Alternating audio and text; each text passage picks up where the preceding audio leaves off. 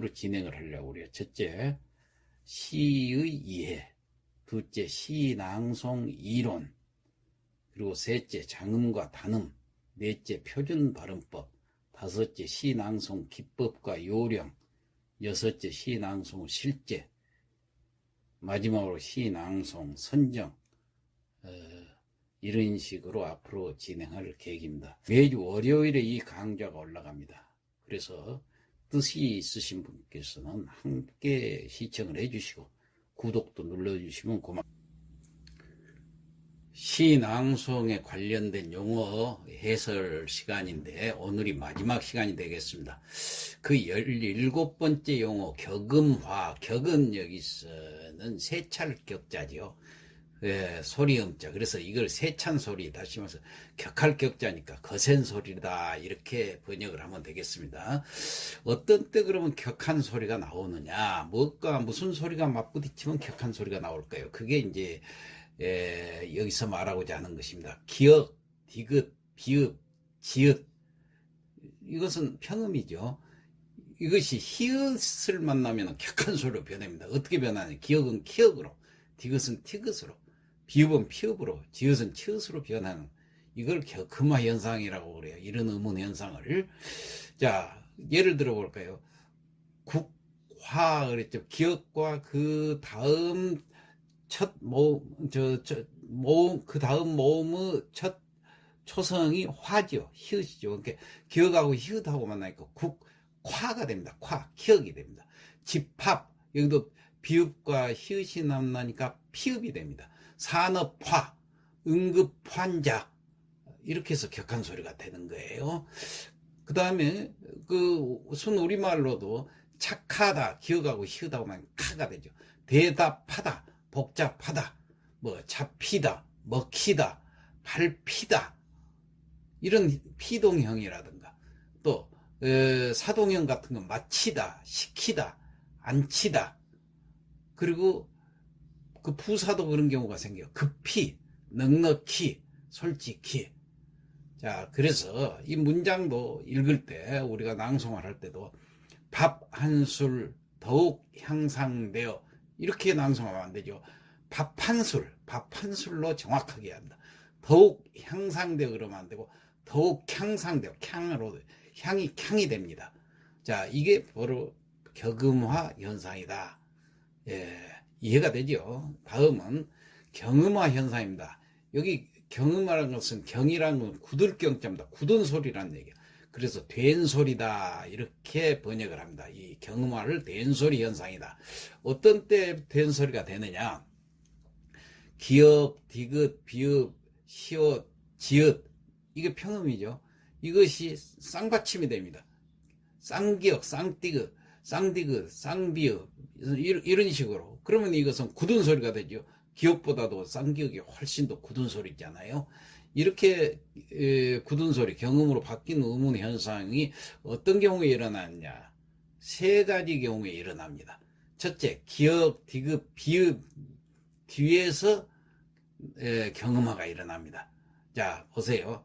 책방 할 때 기역 나왔죠? 책방, 책방이 됩니다. 기역은 기역 소리가 나니까. 그 다음에 집신 할 때 지 다음에 지 발음 밑에는 피읍이 되지요. 피읍은 무슨 소리 나냐면 비읍 소리 나죠. 집. 그래서 집신, 비읍 뒤에 나오니까 신이 됩니다. 기역, 디귿, 비읍 뒤에서는 경음화 현상, 된 소리가 나온다 했죠. 밭과, 노새, 막다, 넓게, 전부 이렇게 경음화가 되는 겁니다. 두 번째, 동사나 형용사의 그 어감 끝소리가 니은, 미음과 같은 비음일 때, 니은, 콧소리가 나죠. 니은 하면은 코에 닿는 콧소리가 나요. 미음, 이것도 마찬가지예요.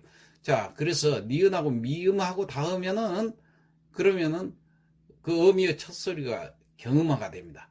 자, 예를 들어 볼까요? 안고 한데, 이것은 니은이 있죠. 아자 밑에. 그러니까 니은이 있기 때문에 니은 다음에 꼬가 됩니다. 고가. 안고.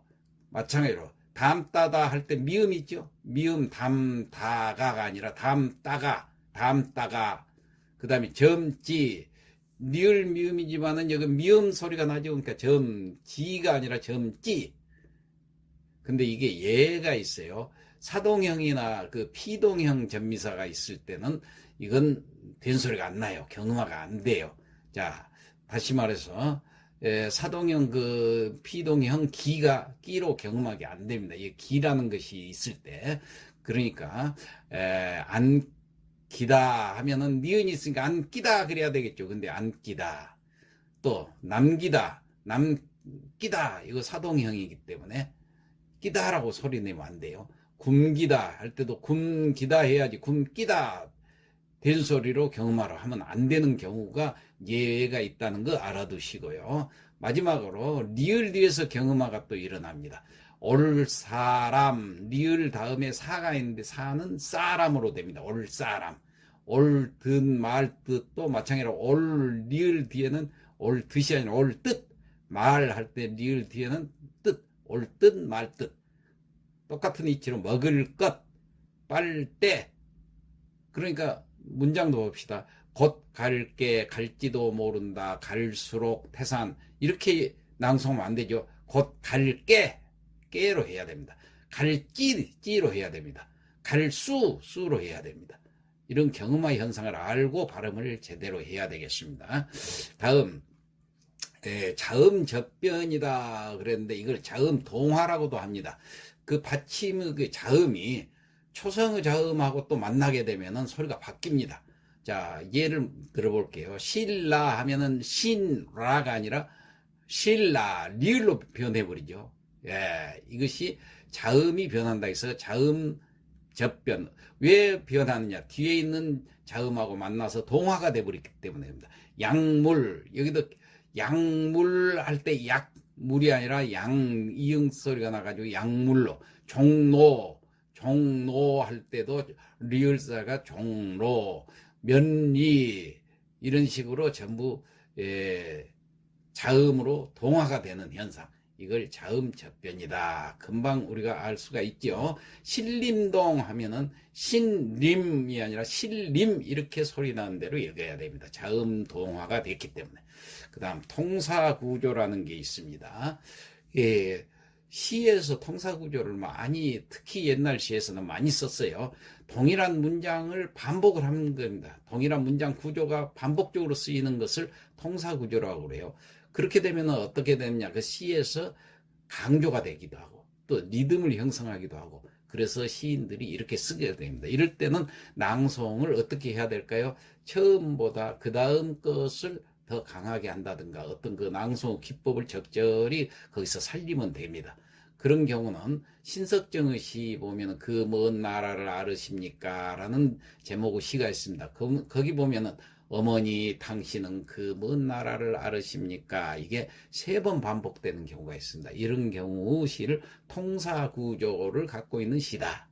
한용운의 그 알 수 없어요도 보면은 똑같은 패턴으로 반복을 하고 있습니다. 누구 뭐뭐입니까? 여기에 누구 발자취입니까?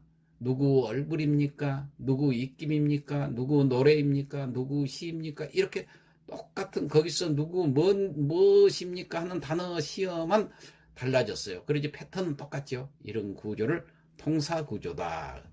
예, 점층법 작고 낮고 약한 것으로부터 점차 크고 높고 강한 것으로 끌어올리는 거 점점 올라간다 해서 점층 반대로 점점 내려온다 해서 점강법.